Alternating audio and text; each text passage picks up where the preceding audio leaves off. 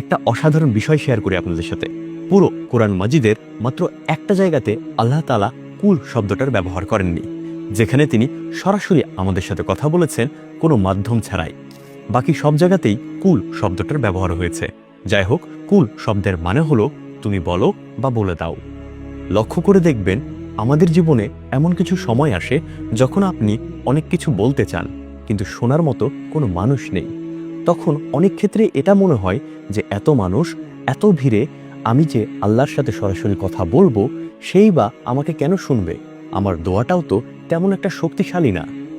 এই অনুভবটা খুবই স্বাভাবিক, কিন্তু ভয়ানকও বটে। তবে এর উত্তর আল্লাহ তাআলা নিজেই দিয়েছেন সূরা বাকারার 186 নম্বর আয়াতে।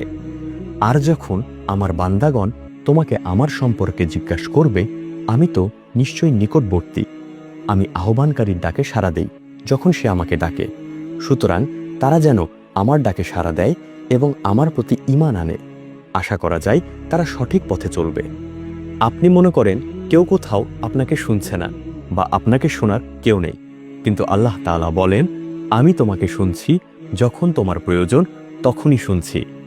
আপনি মনে করেন আপনি একা, কিন্তু আল্লাহ বলেন, আমি তোমার একদম পাশেই আছি।